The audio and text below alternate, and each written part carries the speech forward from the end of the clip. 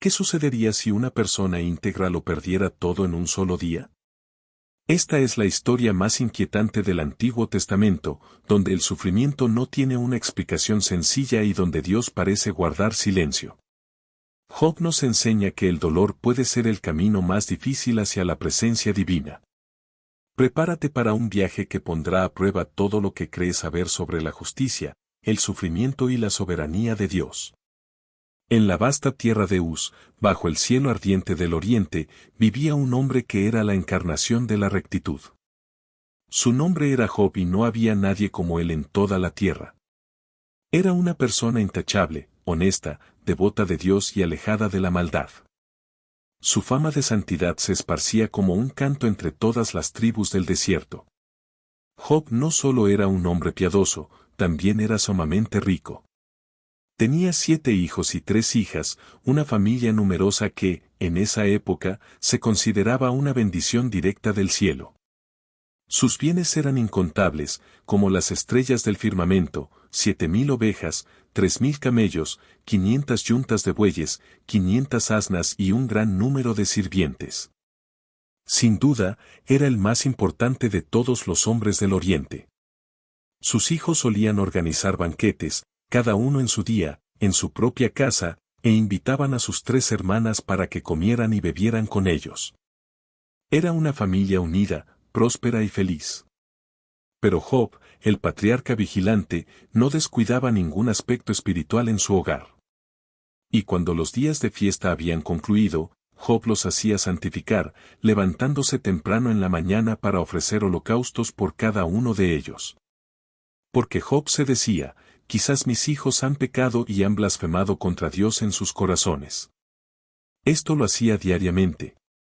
Era un padre que se preocupaba no solo por el bienestar físico de sus hijos, sino también por su condición espiritual. Cada amanecer, antes de que el sol dorara las montañas del desierto, Job se levantaba para interceder por cada uno de ellos. Ofrecía sacrificios por si acaso habían pecado en su interior durante las celebraciones. Esta rutina de purificación revelaba el verdadero corazón de Job.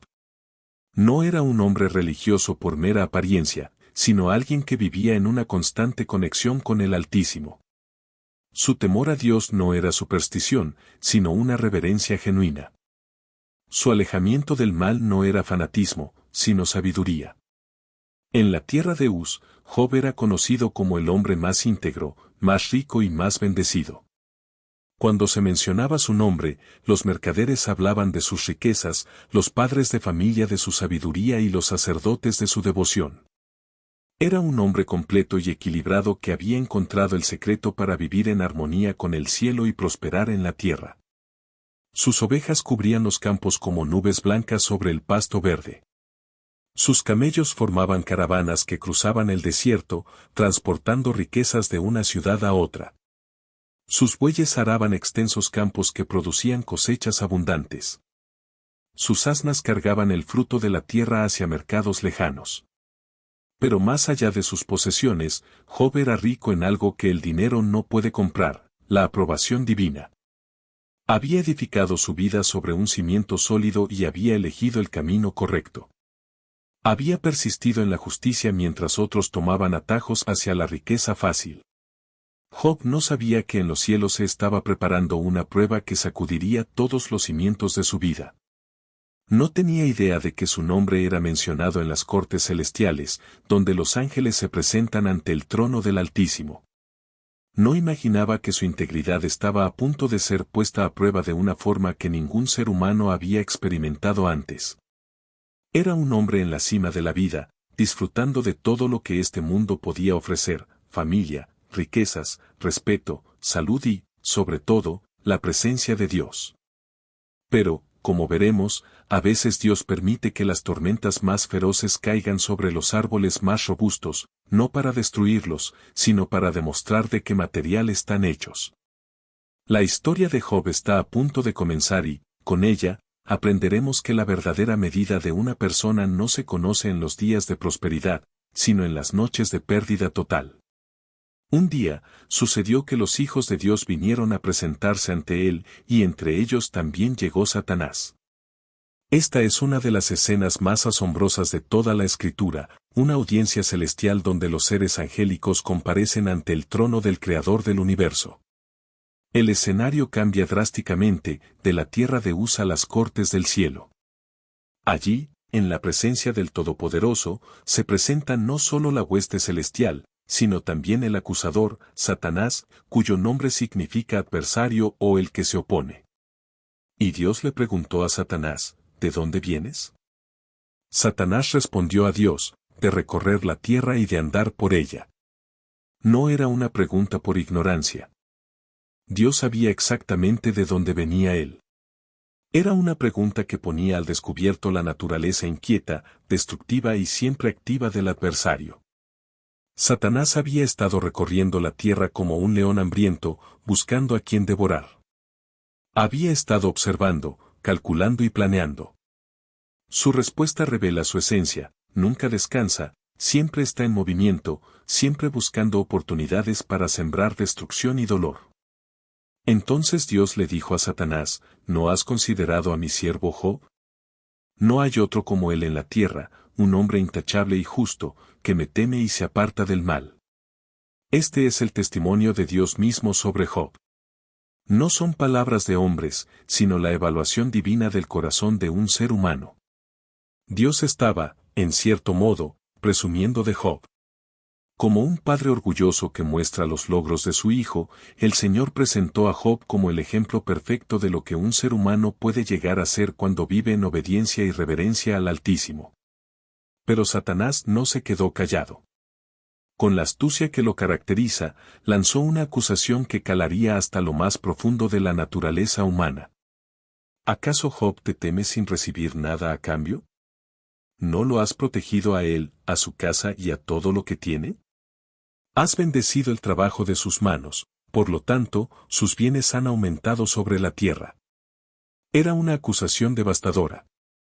Satanás insinuaba que la fe de Job era una transacción, que su amor por Dios era condicional y que su obediencia tenía un precio. En otras palabras, Job servía a Dios porque le convenía. Pero ahora, extiende tu mano y toca todo lo que tiene, y verás si no te maldice en tu propia cara. El desafío estaba hecho. Satanás apostaba que si se le quitaba todo a Job, su fe se derrumbaría como un castillo de naipes. Esta acusación no era solo contra Job, era contra toda la humanidad. ¿Es posible que alguien ame a Dios por lo que es y no por lo que puede darle? ¿Existe la fe desinteresada? ¿Puede alguien bendecir el nombre del Señor tanto en la abundancia como en la escasez? Y Dios le dijo a Satanás, mira, todo lo que tiene está en tu poder, pero no le hagas daño a él. Y Satanás se fue de la presencia de Dios. Dios aceptó el desafío, pero con límites. Satanás podía tocar las posesiones de Job, pero no su vida. Aquí vemos algo que debe llenarnos de asombro y de temor: Dios tiene control absoluto sobre lo que el mal puede o no puede hacer. Satanás no es un Dios rival, no tiene poder independiente. Es un ser creado que opera bajo los límites que el Creador le impone. Pero también vemos algo que debe inquietarnos: Dios permite el sufrimiento. No lo causa directamente, pero lo permite. Y a veces, como en el caso de Job, permite que sufran precisamente aquellos que más lo aman y lo obedecen. La pregunta que surge de inmediato es, ¿por qué? ¿Por qué permitiría Dios que su siervo más fiel fuera atacado de esta manera? ¿Acaso no podía simplemente declarar la victoria sin que pasara por la prueba? La respuesta está en la naturaleza misma de la fe verdadera. La fe que no ha sido probada no es fe, es solo esperanza. El oro que no ha pasado por el fuego no puede ser declarado puro. La integridad que no ha sido desafiada puede ser solo una conveniencia disfrazada. Dios conocía el corazón de Job mejor que el propio Job. Sabía que su siervo no era perfecto por las bendiciones que había recibido, sino que había recibido bendiciones porque era perfecto en su integridad. Pero ahora, esa integridad sería probada en el crisol del sufrimiento más intenso que un ser humano puede experimentar. Y a través de esa prueba, no solo se revelaría la calidad de la fe de Job, sino que se establecería para toda la eternidad que es posible amar a Dios sin condiciones. La apuesta cósmica había comenzado. El cielo observaba, el infierno se preparaba y la tierra estaba a punto de presenciar una demostración de fe que resonaría a lo largo de los siglos.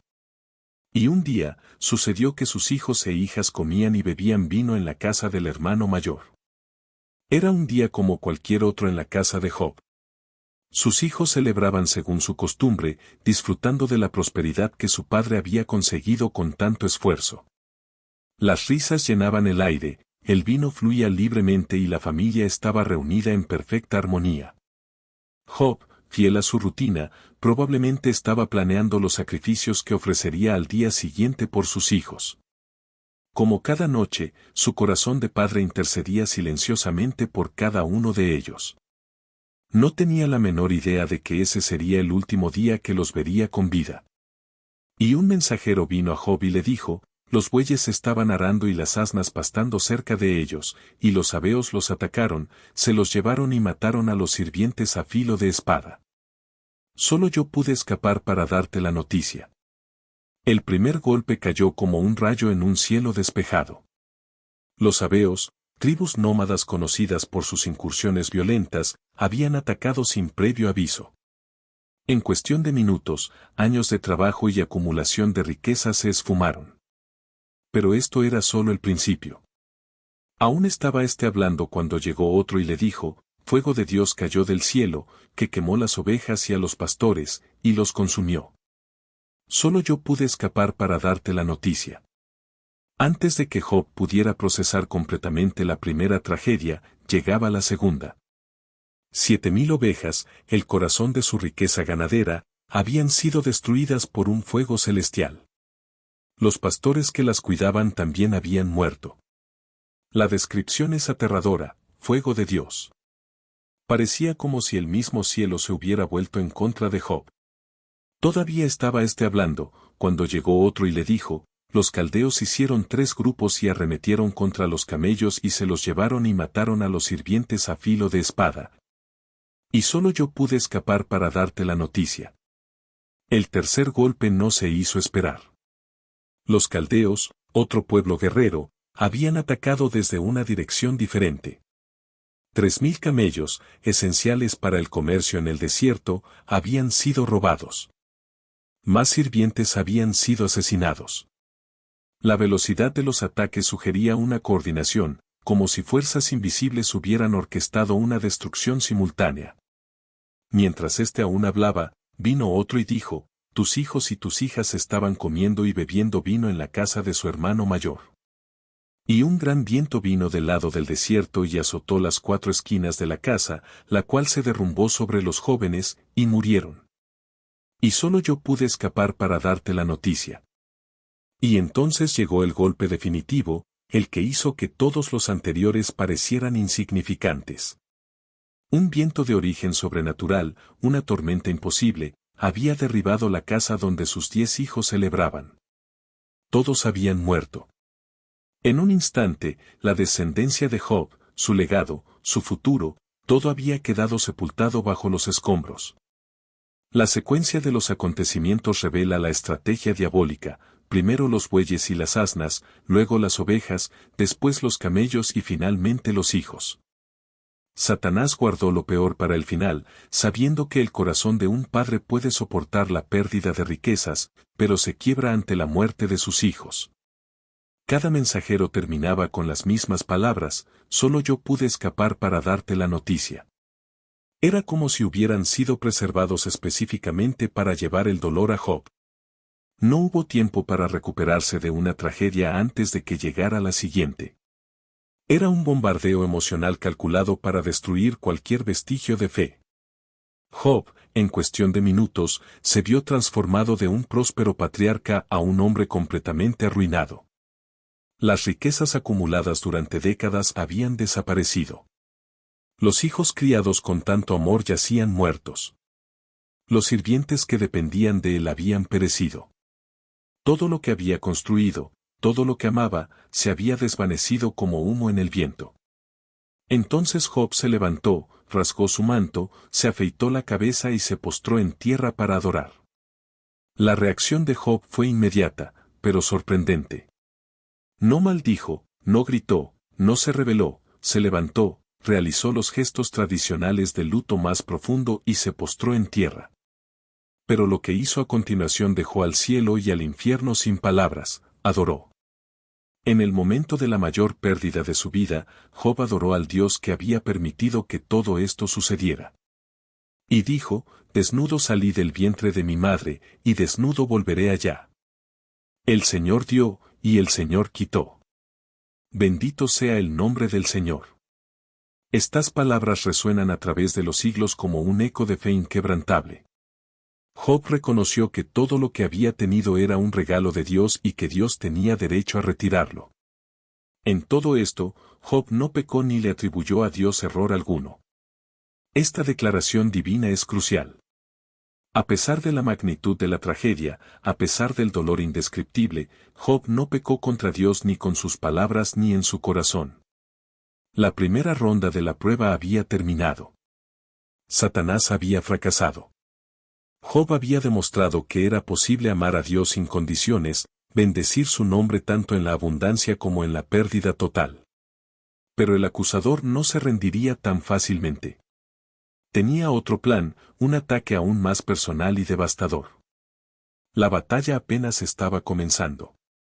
Aconteció que, en otro día, los hijos de Dios vinieron a presentarse ante él, y entre ellos también llegó Satanás. Una segunda audiencia celestial fue convocada. Satanás había regresado con el rabo entre las patas, pero no derrotado.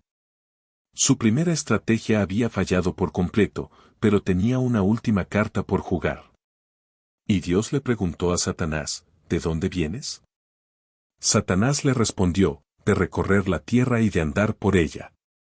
La misma pregunta, la misma respuesta, pero esta vez con un matiz diferente. Satanás había estado observando a Job, analizando su reacción y buscando alguna debilidad en su armadura espiritual. Y Dios le dijo a Satanás, ¿no has considerado a mi siervo Job? No hay otro como él en la tierra, un hombre perfecto y justo, que me teme y se aparta del mal, y que aún mantiene su integridad, a pesar de que me incitaste contra él para que lo arruinara sin razón. Dios repitió su testimonio sobre Job, pero ahora con una adición triunfante, aún mantiene su integridad. A pesar de haberlo perdido todo, Job seguía siendo un hombre íntegro. La primera prueba había demostrado que su fe no dependía de sus posesiones. Satanás respondió a Dios, piel por piel, todo lo que un hombre tiene lo dará por su vida. Pero extiende ahora tu mano y toca su hueso y su carne, y verás si no te maldice en tu misma presencia. Satanás lanzó una segunda acusación, aún más cínica que la primera. Según él, Job había soportado la pérdida de sus bienes porque su propia vida no había sido amenazada. Piel por piel era un proverbio que indicaba que la gente está dispuesta a sacrificar cualquier cosa para salvar su propia vida. La nueva apuesta era siniestra.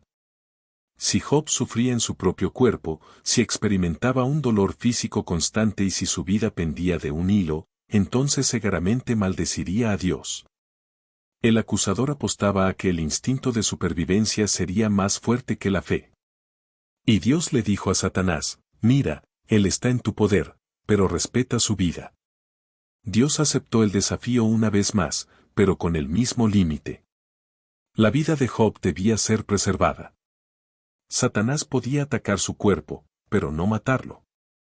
Entonces Satanás salió de la presencia de Dios e hirió a Job con una sarna maligna desde la planta del pie hasta la coronilla de la cabeza. La descripción es escalofriante. No fue una enfermedad común, sino una sarna maligna que cubrió todo su cuerpo de la cabeza a los pies. Los estudiosos han debatido la naturaleza exacta de esta enfermedad. Las descripciones posteriores en el libro sugieren úlceras dolorosas, picazón insoportable, fiebre, pesadillas, mal aliento, pérdida de peso, desfiguración del rostro y ennegrecimiento de la piel. Era una combinación de dolencias que convertían cada momento de su vida en un tormento. Y Job tomó un trozo de teja para rascarse con ella y se sentó en medio de ceniza. La imagen es desgarradora. Job, que había sido el hombre más respetado del Oriente, ahora se sentaba en el basurero de la ciudad, usando un pedazo de cerámica rota para rascar sus llagas abiertas. Las cenizas donde se sentaban no eran solo el lugar donde se quemaba la basura, sino también el lugar tradicional para el luto y la humillación. Job se había convertido en un espectáculo, un objeto de compasión y terror para todos sus conocidos. Entonces, su mujer le dijo, ¿aún mantienes tu integridad? Maldice a Dios y muérete. El golpe final no vino directamente de Satanás, sino de la persona que se suponía que debía ser su mayor apoyo. Su propia esposa, al ver su estado desesperado, le aconsejó hacer exactamente lo que Satanás esperaba, maldecir a Dios. No podemos juzgar con demasiada dureza a la esposa de Job. Ella también había perdido a sus 10 hijos, había visto desaparecer su seguridad económica y ahora veía a su esposo, el hombre fuerte en quien había confiado, reducido a un despojo humano cubierto de llagas. Su consejo tenía una lógica desesperada: si Job maldecía a Dios, él lo mataría rápidamente, poniendo fin a su tormento.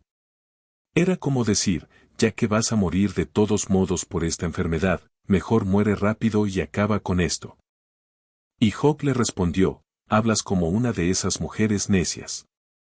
¿Acaso vamos a aceptar solo las cosas buenas que Dios nos da y no las malas? En todo esto, Job no pecó con sus labios. La respuesta de Job fue firme, pero no cruel. La llamó necia o sin entendimiento, pero no la atacó personalmente. Su argumento era lógico: si aceptamos las bendiciones de Dios cuando llegan, ¿no deberíamos aceptar también las pruebas? Una vez más, el texto enfatiza que Job no pecó con sus labios. Había superado la segunda prueba. Su fe no dependía de su bienestar físico, ni la pérdida total de bienes ni el dolor físico extremo lograron quebrar su integridad. Pero Job era humano y el peso de tanto sufrimiento comenzaba a afectarlo. Aunque no maldijo a Dios, pronto empezaría a hacer preguntas muy difíciles. El drama estaba lejos de terminar.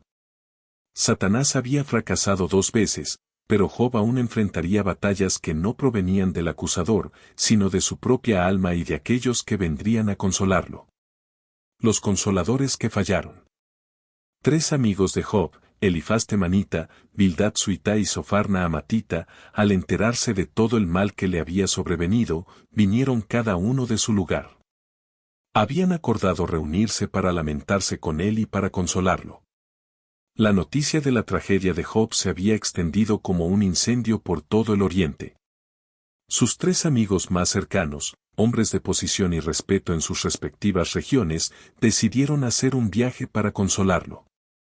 Sus intenciones eran nobles, sus corazones estaban en el lugar correcto, pero lo que harían a continuación demostraría que, a veces, los amigos con buenas intenciones pueden causar más daño que los enemigos declarados.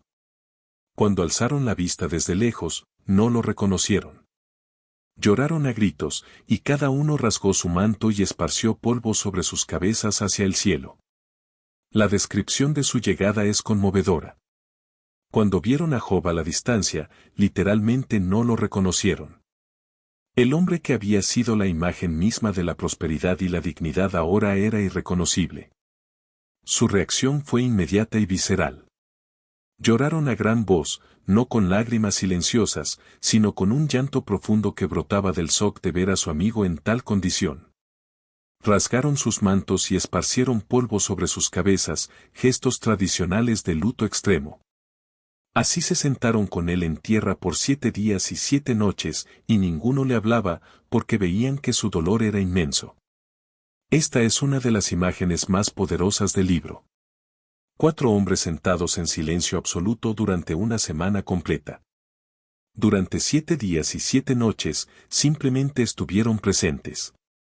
No intentaron dar explicaciones, no ofrecieron consejos prematuros y no minimizaron el dolor. Reconocieron que hay situaciones en las que las palabras son inadecuadas y en las que la presencia silenciosa es el mayor regalo que se puede ofrecer. Este fue, paradójicamente, su momento de mayor sabiduría. Si la historia hubiera terminado ahí, estos tres hombres serían recordados como los mejores consoladores de la historia. Pero, lamentablemente, la historia continúa. Después, Job abrió la boca y maldijo el día de su nacimiento. Job finalmente rompió el silencio, pero no como Satanás esperaba. No maldijo a Dios, sino que maldijo el día en que nació. En un torrente de dolorosa poesía, expresó su deseo de no haber existido jamás. Que perezca el día en que nací, y la noche en que se dijo, un varón ha sido concebido. Job no cuestionó a Dios directamente, pero sí cuestionó el valor de la existencia misma. Deseaba que el día de su nacimiento fuera borrado del calendario, que nunca hubiera sido parte de la creación. Sus palabras eran el grito de un alma en total agonía. Describió la muerte como un descanso deseado, un alivio del tormento de vivir. ¿Por qué se da luz a un hombre atormentado y vida a los que tienen el ánimo amargado? Fue entonces cuando Elifaz, aparentemente el mayor y más respetado del grupo, decidió que el silencio había durado lo suficiente. Su respuesta daría inicio a una serie de discursos que revelarían una teología defectuosa y una comprensión superficial del sufrimiento. Si intentamos hablarte, ¿te molestará? Pero, ¿quién puede contener las palabras? Elifaz comenzó con una disculpa, reconociendo que sus palabras podrían ser molestas. Sin saberlo, estaba profetizando exactamente lo que sucedería. Su argumento era aparentemente lógico, pero fundamentalmente equivocado. ¿Acaso un inocente se ha perdido? ¿Y dónde los justos han sido destruidos? Como yo he visto, los que aran la iniquidad y siembran la maldad, eso cosechan. Elifaz estaba aplicando la teología de la retribución: a los buenos les va bien, a los malos les va mal. Por lo tanto, si Job estaba sufriendo, debía haber algún pecado oculto en su vida. Era una lógica simple, pero devastadoramente incorrecta. Bildad continuó con un argumento similar, pero más directo: si tus hijos pecaron contra él, él los entregó al castigo por su pecado. Con una crueldad increíble, sugirió que los hijos de Job habían muerto porque habían pecado. Zofar fue aún más brutal: ojalá Dios hablara y abriera sus labios contra ti y te revelara los secretos de la sabiduría, que son de doble valor que las riquezas. Entonces sabrías que Dios te ha castigado menos de lo que merecen tus pecados. Según Zofar, Job ni siquiera estaba recibiendo todo el castigo que merecía. Su sufrimiento era misericordioso en comparación con lo que realmente se había ganado por sus pecados ocultos. Estos tres hombres, con las mejores intenciones, se convirtieron en consoladores que molestaban. Representaban una teología que no podía lidiar con el misterio del sufrimiento inexplicable. Para ellos, todo dolor tenía que tener una explicación moral directa. Job respondió con una frustración creciente: consoladores que molestan sois todos vosotros. Los acusó de distorsionar la verdad, de ser como arroyos que se secan cuando más se necesitan. El problema fundamental de los amigos de Job era que estaban más interesados en defender su teología que en entender a su amigo. Tenían respuestas prefabricadas para preguntas que nunca habían experimentado personalmente. Su error no era malicioso, pero fue devastador. En lugar de sentarse con Job en el misterio de su dolor, intentaron resolverlo con fórmulas religiosas simplistas. En lugar de ofrecer presencia compasiva, ofrecieron un juicio disfrazado de sabiduría. La lección es clara: a veces, el mejor consuelo es el silencio compasivo, y las explicaciones teológicas pueden ser la peor forma de violencia contra un alma que sufre. El lamento de un alma. Después de soportar los sermones incesantes de sus amigos, después de ser acusado de pecados que no había cometido y de que su dolor fuera minimizado y su integridad cuestionada, Job llegó a un punto de quiebre. Ya no podía mantener la compostura diplomática. Su alma estaba a punto de estallar en un grito que resonaría a través de los siglos: quien diera que mis palabras fuesen ahora escritas. Quien diera que se escribiesen en un libro. Que con cincel de hierro y con plomo fuesen esculpidas en piedra para siempre. Job tuvo una intuición profética de que sus palabras tenían una importancia eterna, de que su experiencia no era solo personal, sino universal. Sin saberlo, Estaba pidiendo exactamente lo que Dios haría, preservar sus palabras para todas las generaciones futuras. Su grito de dolor se convertiría en uno de los textos más estudiados y consoladores de toda la literatura humana. Job comenzó a dirigirse directamente a Dios, ya no a través de mediadores ni con la cortesía diplomática que había usado con sus amigos. Era el momento de la honestidad brutal, del alma desnuda ante su Creador. ¿Por qué me escondiste tu rostro y me tuviste por tu enemigo? Esta pregunta penetra hasta el corazón del sufrimiento humano. Job se sentía abandonado por el mismo Dios al que había servido fielmente toda su vida. No era solo el dolor físico lo que lo torturaba, sino el silencio divino. Dios parecía haberse escondido. Parecía tratar a su siervo fiel como si fuera su enemigo. Para Job, esto era más incomprensible que todas sus pérdidas materiales. Porque las flechas del Todopoderoso están en mí, cuyo veneno bebe mi espíritu, y los terrores de Dios me combaten. Job sentía que Dios mismo lo había tomado como blanco. No eran fuerzas naturales o circunstancias aleatorias las que lo atacaban, sino el mismísimo Todopoderoso. Esta percepción lo llenaba de terror. Si Dios era su enemigo, ¿quién podría ayudarlo? Si el Todopoderoso había decidido destruirlo, ¿qué esperanza le quedaba? Si hubiera callado y no hubiera hablado, entonces habría tenido descanso. Job comenzó a cuestionar si había hecho bien en mantener su integridad. ¿No habría sido mejor pecar y morir rápidamente que sufrir esta agonía prolongada? Pero inmediatamente después, en una de las declaraciones de fe más hermosas de toda la Biblia, Job proclamó: «Yo sé que mi Redentor vive, y al fin se levantará sobre el polvo.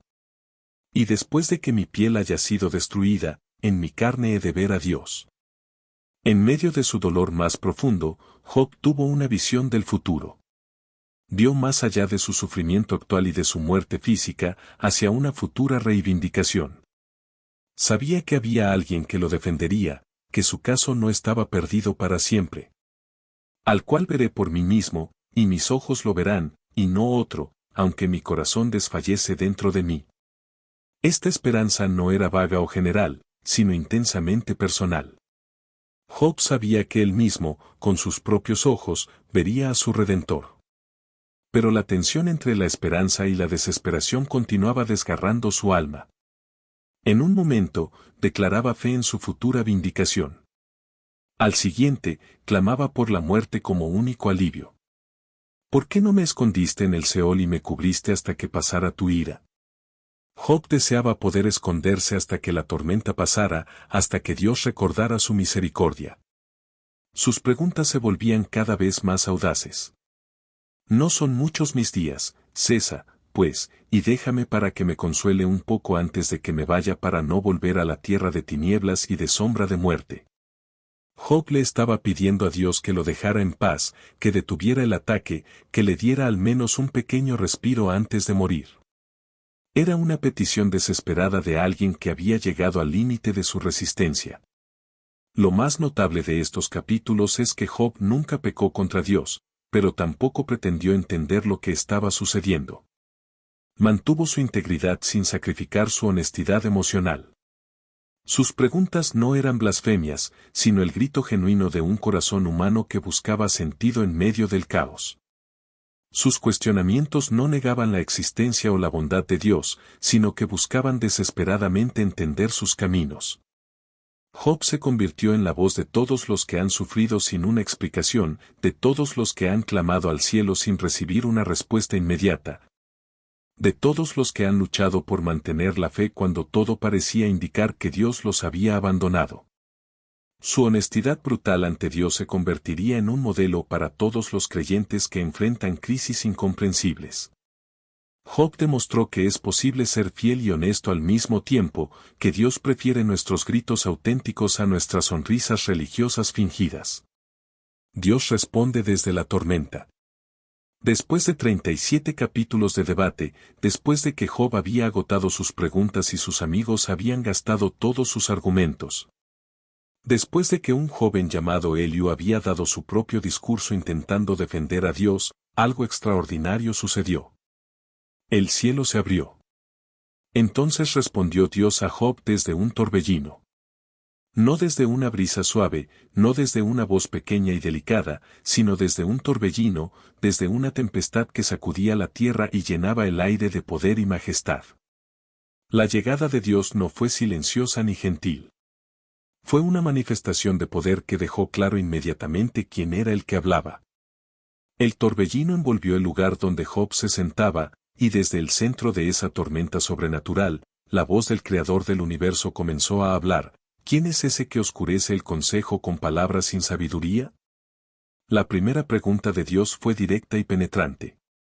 No era una pregunta por ignorancia, sino una pregunta retórica que ponía todo en perspectiva. Job había hablado mucho sobre los caminos de Dios, pero según el Altísimo, había oscurecido el entendimiento con palabras que carecían de verdadera sabiduría. No es que Job fuera malicioso, sino que era ignorante de realidades que estaban más allá de su comprensión. Ahora, cíñete como varón tus lomos, yo te preguntaré y tú me contestarás. Dios invitó a Job a prepararse para un intercambio, pero no sería Job quien haría las preguntas. Era el momento de que el Creador examinara a la criatura. Y entonces comenzó una serie de preguntas que humillarían toda arrogancia humana y revelarían la inmensidad de la ignorancia del hombre ante la sabiduría divina. ¿Dónde estabas tú cuando yo fundaba la tierra? Dímelo si tienes inteligencia. La primera pregunta fue sobre los orígenes.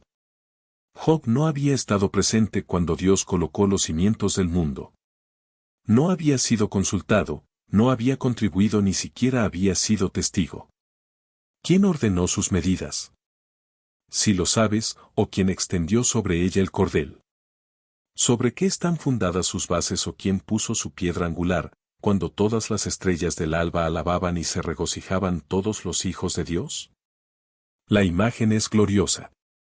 La creación del mundo fue un evento que hizo cantar a las estrellas y gritar de gozo a los ángeles. Job no había estado allí, no había participado en esa celebración cósmica. Su perspectiva estaba limitada por su experiencia temporal y finita. ¿Quién encerró con puertas el mar cuando se derramaba saliéndose de su seno? Dios habló de su control sobre las fuerzas más poderosas de la naturaleza.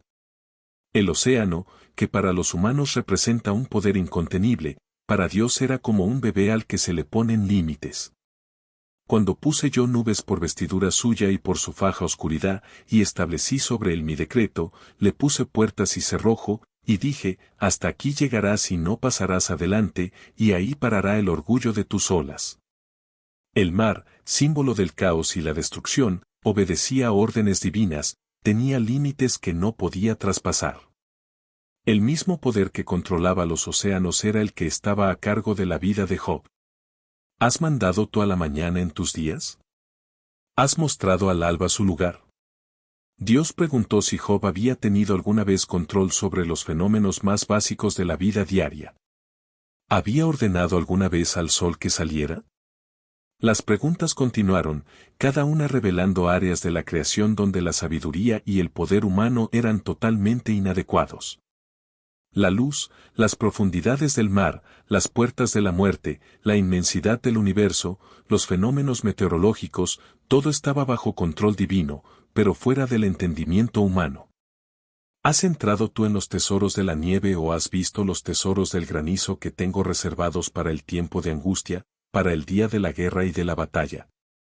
Incluso los fenómenos que Job podía observar, como la nieve y el granizo, tenían propósitos y sistemas que él no comprendía.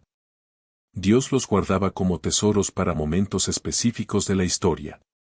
¿Por dónde se reparte la luz y se esparce el viento solano sobre la tierra? Las fuerzas más fundamentales de la naturaleza operaban según leyes que Job no había establecido ni podía controlar. ¿Quién repartió conducto al turbión y camino a los relámpagos y truenos, para hacer llover sobre la tierra deshabitada, sobre el desierto donde no hay hombre? Dios revelaba que su cuidado se extendía más allá de las necesidades humanas. Hacía llover sobre desiertos donde no había gente, demostrando que el universo no giraba alrededor de los seres humanos. Cada pregunta era un recordatorio de la pequeñez humana ante la grandeza divina. Job había estado cuestionando los caminos de Dios desde su perspectiva limitada, sin reconocer que su visión era como la de una hormiga tratando de entender los planes de un arquitecto. El silencio que había torturado a Job durante tanto tiempo había sido roto, pero no con explicaciones, sino con preguntas que revelaban su total ignorancia sobre los asuntos más básicos del universo. La creación que humilla al hombre. Después de humillar a Job con preguntas sobre la creación inanimada, Dios dirigió su atención hacia el reino animal, pero no habló de criaturas comunes y corrientes. En su lugar, presentó dos bestias tan extraordinarias, tan poderosas, tan imposibles de dominar por manos humanas, que hasta el día de hoy los estudiosos debaten sobre su identidad exacta. Mira ahora a Behemoth, el cual hice como a ti, hierba come como un buey. Dios presentó a la primera criatura con una declaración sorprendente, el cual hice como a ti. Behemoth era obra de las mismas manos que habían formado a Job, pero era completamente diferente en naturaleza y propósito. La descripción que siguió desafía la imaginación. He aquí ahora que su fuerza está en sus lomos y su vigor en los músculos de su vientre. Su cola mueve como un cedro y los nervios de sus muslos están entretejidos. Esta no era la descripción de ningún animal conocido por Job. Una cola que se movía como un cedro sugería algo de dimensiones colosales. Los músculos entretejidos hablaban de una fuerza más allá de cualquier cosa que hubiera visto. Sus huesos son fuertes como bronce y sus miembros como barras de hierro. Behemoth no era solo grande, sino prácticamente indestructible. Su estructura ósea era como metal, sus extremidades como barras de hierro forjado. Él es el principio de los caminos de Dios, el que lo hizo puede hacer que su espada a él se acerque. Esta declaración es crucial. Behemoth era la obra maestra de la creación divina. Solo su creador podía acercarse a él con una espada. Ciertamente los montes producen hierba para él y toda bestia del campo retosa allá. La criatura era tan grande que montañas enteras servían como su pasto y otros animales jugaban en su presencia sin temor. Se echará debajo de las sombras, en lo oculto de las cañas y de los lugares húmedos. Los árboles sombríos lo cubren con su sombra, los sauces del arroyo lo rodean. A pesar de su tamaño colosal, Behemoth podía esconderse. La imagen de esta bestia gigantesca acostándose entre los árboles desafía cualquier comprensión de las leyes de la física tal como las conocemos. He aquí, sale de madre el río, pero él no se inmuta, tranquilo está, aunque todo el Jordán se estrelle contra su boca. Incluso las inundaciones más poderosas no lo perturbaban. El río Jordán, en toda su furia, no era más que una molestia menor para esta criatura. ¿Lo tomará alguno por sus ojos o le horadará la nariz con garfios? La pregunta era retórica. Ningún ser humano podía capturar a Behemoth usando métodos de caza convencionales. Entonces, Dios presentó una segunda criatura, aún más aterradora, Leviatán. ¿Sacarás tú a Leviatán con anzuelo o con una cuerda que le eches en su lengua? De nuevo, la pregunta era sarcástica. Los métodos humanos de pesca eran absurdamente inadecuados para esta bestia. ¿Le pondrás garfios en sus narices o le atravesarás la quijada con una espina? ¿Multiplicará el ruegos para contigo? ¿Te hablará lisonjas? Dios preguntaba si Leviatán podría ser domesticado como un animal común. ¿Rogaría por misericordia? ¿Podría ser entrenado para servir? ¿Hará pacto contigo para que lo tomes por siervo para siempre? ¿Jugarás con él como con un pájaro o lo atarás para tus niñas? La idea de Leviatán como mascota era ridícula. Esta no era una criatura que pudiera ser reducida a un simple entretenimiento infantil. ¿Lo venderán los compañeros? ¿Lo repartirán entre los mercaderes? Ni siquiera grupos de cazadores profesionales podrían comercializar con esta bestia. Luego vino la descripción del poder físico de Leviatán. ¿Llenarás de arpones su piel o de tridentes de pescar su cabeza? Pon tu mano sobre él, te acordarás de la batalla y nunca más volverás. La advertencia era clara. Cualquiera que intentara luchar contra Leviatán se arrepentiría para siempre, si es que sobrevivía para contarlo. He aquí que la esperanza acerca de él será burlada, porque aún a su vista se desmayará. Nadie hay tan osado que lo despierte. ¿Quién, pues, podrá estar delante de mí? Y aquí llegó el punto central de toda la descripción. Si nadie era lo suficientemente valiente para despertar a Leviatán, ¿quién podía enfrentarse al Dios que lo había creado? La descripción continuó con detalles aterradores. De su boca salen antorchas de fuego, chispas de fuego proceden. De sus narices sale humo como de una olla hirviendo. Su aliento enciende los carbones y de su boca sale una llama. Leviatán no era solo grande y fuerte, era una criatura de fuego.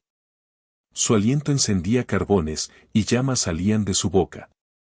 Era como un dragón viviente, pero real, no mitológico. En su cuello reside la fuerza, y delante de él se esparce el desaliento. El cuello de Leviatán era pura fuerza, y su presencia misma causaba un terror paralizante en todo lo que se le acercaba. Las partes de abajo de él son como afilados tiestos, deja su huella como un trillo en el lodo. Incluso el vientre de esta criatura era como cerámica cortante, dejando marcas profundas por donde pasaba. Hace hervir como una olla el mar profundo y lo vuelve como un caldero de ungüentos. Detrás de sí deja un rastro brillante, hace que el abismo parezca blanco. Su paso dejaba una estela luminosa en el agua, como si el mar se volviera blanco tras él. No hay sobre la tierra quien se le parezca, un animal hecho exento de temor, desprecia toda cosa alta, es rey sobre todos los soberbios. Leviatán era único en la tierra, sin temor, despreciando todo lo que los humanos consideraban grande y poderoso. Era el rey de todas las criaturas soberbias. El mensaje era claro. Si Job no podía entender ni controlar a estas criaturas que Dios había hecho, ¿cómo podía pretender entender o cuestionar los caminos del Creador mismo? La rendición de Job. Después de escuchar la voz del Todopoderoso desde el torbellino, después de ser confrontado con preguntas que revelaban la inmensidad de su ignorancia, después de contemplar criaturas cuyo poder estaba completamente fuera de su comprensión, Job se encontró en un momento de decisión crucial. No era el momento de defender su posición, no era el tiempo de explicar su sufrimiento, no era la oportunidad de buscar respuestas a sus preguntas. Era el momento de la rendición total ante el Dios que había hablado. Entonces Job le respondió a Dios y dijo, yo sé que todo lo puedes y que no hay pensamiento que se esconda de ti. Las primeras palabras de Job fueron una confesión de la omnipotencia divina. Ya no era el hombre que cuestionaba los caminos de Dios, sino alguien que reconocía plenamente el poder absoluto del Altísimo. ¿Quién es el que oscurece el consejo sin entendimiento? Por tanto, yo hablaba lo que no entendía, cosas demasiado maravillosas para mí que yo no comprendía. Job citó las palabras exactas que Dios había usado para confrontarlo, pero ahora las aplicaba a sí mismo con total humildad. Reconocía que había hablado de asuntos que estaban más allá de su comprensión, que había oscurecido el entendimiento divino con su ignorancia humana. La frase cosas demasiado maravillosas para mí revela una transformación completa en la perspectiva de Job. Lo que antes había visto como incomprensible e injusto, ahora lo reconocía como maravilloso, aunque estuviera más allá de su capacidad de entender. Escucha, te ruego, y hablaré, te preguntaré y tú me enseñarás. Estas palabras repetían la invitación que Dios le había hecho, pero ahora Job las pronunciaba con una actitud completamente diferente. Ya no era el desafío de alguien que exigía respuestas, sino la súplica humilde de alguien que reconocía su necesidad de ser enseñado. Y entonces vino la declaración más impactante de todo el libro, de oídas te había oído, mas ahora mis ojos te ven. Esta simple oración contiene la clave de toda la experiencia de Job. Durante toda su vida, había conocido a Dios de segunda mano, a través de tradiciones, enseñanzas y experiencias de otros. Había tenido fe en un Dios que conocía por referencias, pero ahora, en medio del sufrimiento más profundo de su vida, había tenido un encuentro directo con el Todopoderoso. Sus ojos habían visto lo que antes solo había escuchado. La diferencia entre el conocimiento intelectual y la experiencia personal se había hecho clara de manera dramática. Por tanto, me aborrezco y me arrepiento en polvo y ceniza. La palabra aborrezco aquí no significa que Job se odiara a sí mismo en el sentido moderno. En el contexto hebreo, significaba que se despreciaba a sí mismo en comparación con la gloria divina que había contemplado. Su arrepentimiento no era por pecados específicos que había cometido, sino por la actitud que había tenido al cuestionar a Dios desde su perspectiva limitada. Se arrepentía de haber hablado como si fuera igual a Dios, como si tuviera derecho a exigirle explicaciones al Creador del universo. El polvo y ceniza no era solo una expresión de humildad, era el reconocimiento de su naturaleza mortal ante el Dios eterno. Job se veía a sí mismo como lo que realmente era, una criatura hecha del polvo de la tierra, que depende completamente del aliento divino para su existencia. Este momento de rendición no fue una derrota humillante, sino una liberación gloriosa. Job finalmente había encontrado lo que había estado buscando durante todo su sufrimiento. No respuestas a sus preguntas, sino la presencia del Dios que estaba más allá de todas las preguntas. La ironía es hermosa. Job había exigido un encuentro con Dios para defender su caso, para probar su inocencia, para obtener justificación. Pero cuando finalmente vio a Dios, ya no necesitaba defenderse. La presencia divina era suficiente. No hubo una explicación del porqué de su sufrimiento. No hubo una revelación de la apuesta cósmica entre Dios y Satanás. No hubo respuestas teológicas elaboradas. Solo hubo la presencia abrumadora del Todopoderoso, y eso fue más que suficiente. En este encuentro, Job aprendió que la verdadera fe no consiste en entender los caminos de Dios, sino en confiar en el carácter de Dios. No se trata de tener todas las respuestas, sino de conocer personalmente al Dios que las tiene todas. La transformación de Job fue completa. El hombre que había comenzado perfecto en su integridad externa, ahora era perfecto también en su humildad interna. Había pasado de conocer acerca de Dios a conocer a Dios mismo. Esta rendición no fue el final de su historia, sino el verdadero comienzo. Porque es sólo cuando nos vemos claramente en la luz de la gloria divina que podemos ser verdaderamente restaurados y usados para los propósitos eternos de Dios. La vindicación de Job.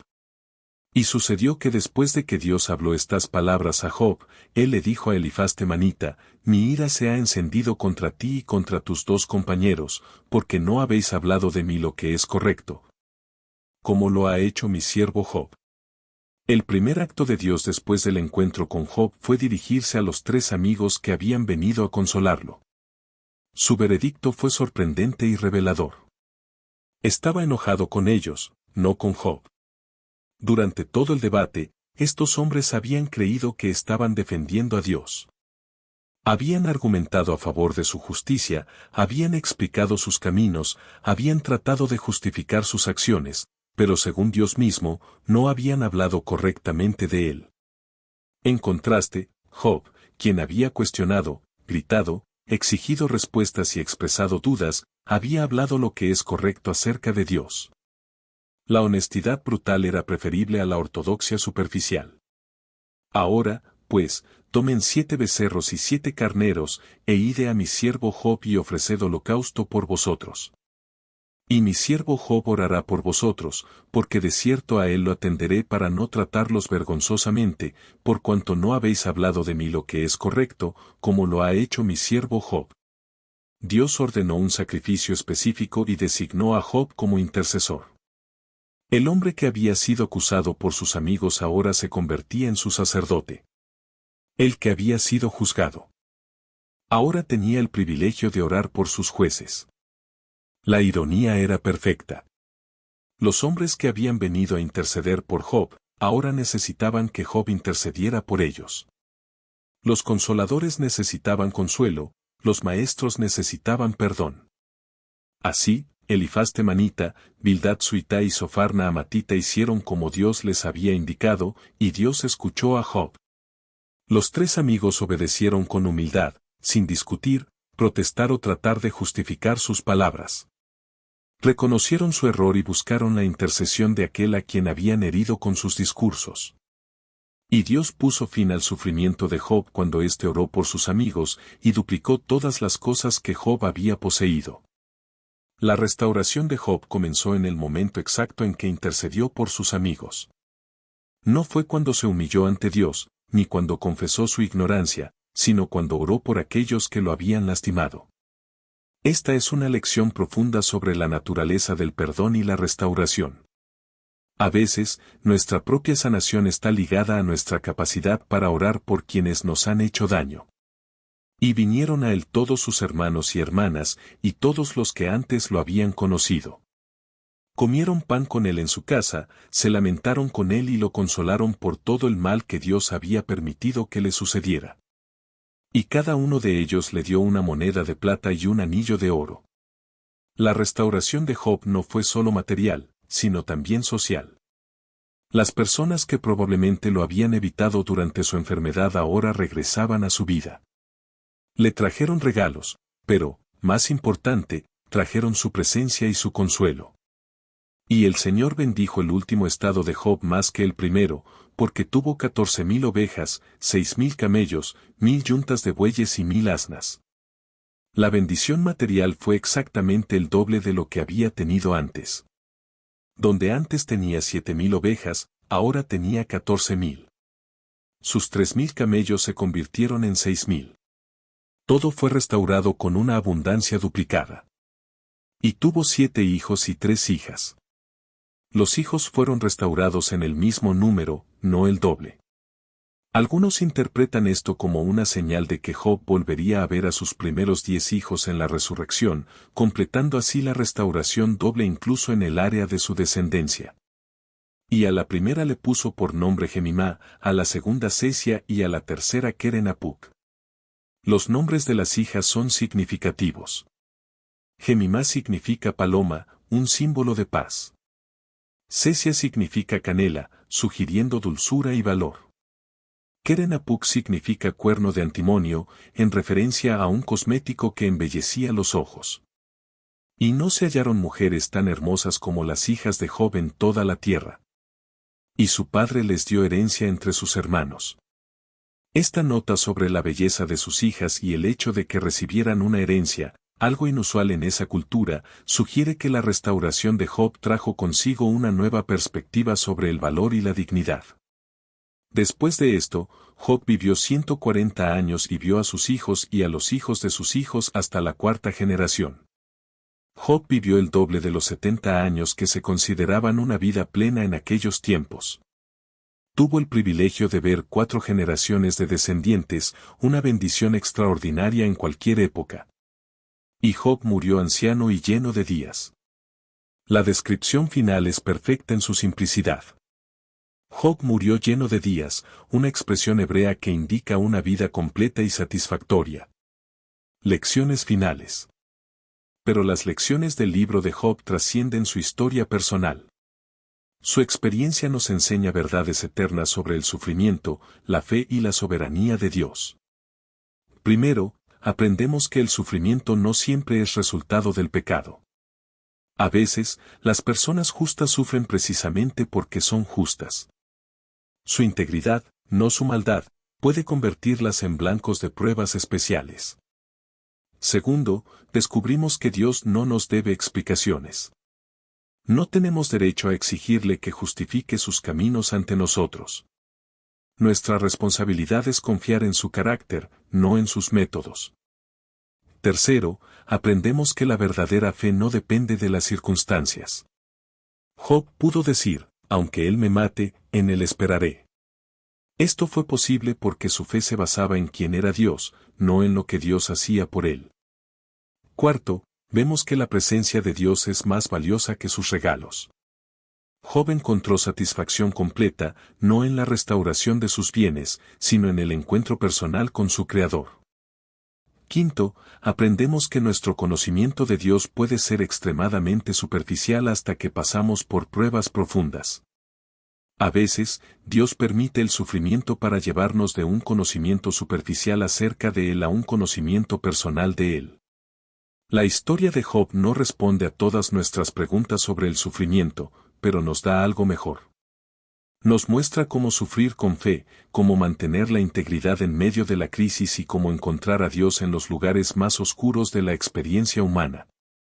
Su grito, "Yo sé que mi Redentor vive", resuena a través de los siglos como una declaración de esperanza inquebrantable. Y su confesión final, "Mis ojos te ven", nos recuerda que el objetivo último de toda prueba no es la explicación, sino la revelación del Dios que está más allá de toda explicación.